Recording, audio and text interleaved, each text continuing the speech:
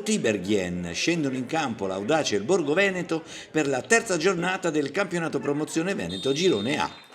Dirige l'incontro il signor Chemello, assistito dai signori Fornasa e Malachin. Parte forte il Borgo Veneto che passa in vantaggio al 12° su calcio di punizione battuto da Capitan Manfrin.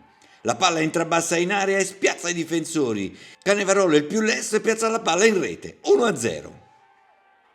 Sentiamo Mister Biroli.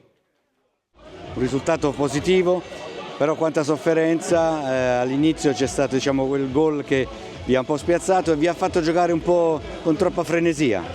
Sì, purtroppo abbiamo concesso ancora un gol nei primi minuti e sempre su calcio di punizione.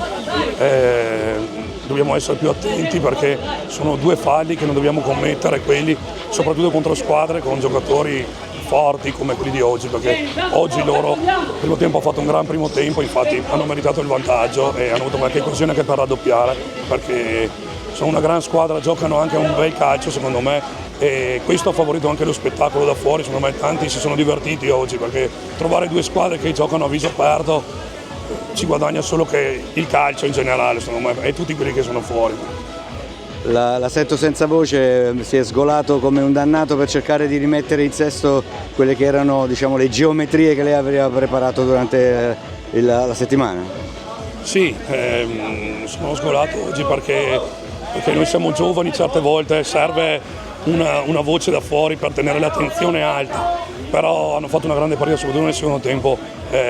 Abbiamo giocato bene, abbiamo meritato di andare in vantaggio, anche se sono sincero, e secondo me il risultato giusto era 1-2, nel senso che anche loro potevano vincere e noi abbiamo vinto meritatamente, però è stata veramente una bella partita. Secondo me dovrebbero esserci più partite così la domenica e tutti verremo più volentieri al campo a vedere le partite. Le due squadre hanno proseguito nel creare azioni pericolose. Le difese hanno dovuto tenere molto alta l'attenzione per arginare la pressione verso il proprio portiere. Al microfono Mister Gasparetto. Risultato che la lascia sicuramente con l'amaro in bocca, anche perché il primo tempo è stato sicuramente a vostro appannaggio, siete passati subito in vantaggio e avete saputo tenere bene le geometrie e la tranquillità per gestire la partita. Sì, devo dire è stata una partita da due volti, il primo tempo ben gestito, secondo me meritatamente in vantaggio, abbiamo avuto anche le occasioni per andare sul 2-0, poi il calcio è così, è fatto di episodi, devo dire un Audace molto coriaceo che ha lottato, che ha sempre cercato di recuperare lo svantaggio, stati bravi sicuramente a recuperare. Mi dispiace perché probabilmente la partita non è stato né l'Audace né il Borgo Veneto il protagonista vero della partita, ma queste sono cose che nel calcio noi accettiamo, andiamo avanti, miglioriamo, guardiamo la nostra squadra che sicuramente abbiamo fatto degli errori e ripartiamo da lì la domenica prossima. Una condizione atletica anche ottima, perché i ragazzi hanno saputo, almeno fino al momento dell'espulsione, hanno saputo tenere testa agli avversari andando a pressare molto alto, tenendo sempre la palla, giocandola a terra, quindi significa che il suo lavoro si vede. Sì, sono contento anche del lavoro del preparatore atletico in questo caso, comunque sono stati ragazzi, io non posso assolutamente dire niente a loro, quindi devo dire sono soddisfatto. Tanto come ho detto una partita dai due volti, va bene così, ripartiamo da qui. Mentre l'Audace provava a ripristinare il risultato, il Borgo Veneto partiva in contropiede pericolosamente.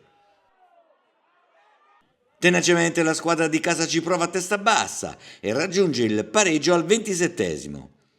Cross dalla fascia di Rugolotto e colpo di testa di Poccetti che attacca lo spazio e mette in rete 1-1.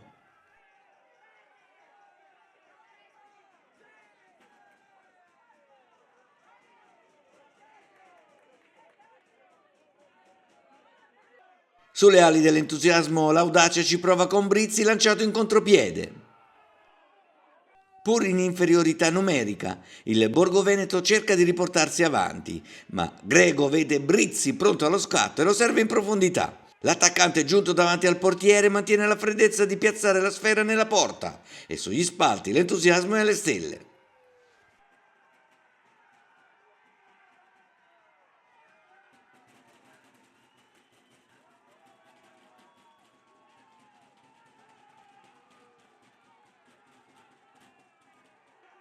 Ultima occasione per Greco che si lancia nella metà campo avversaria.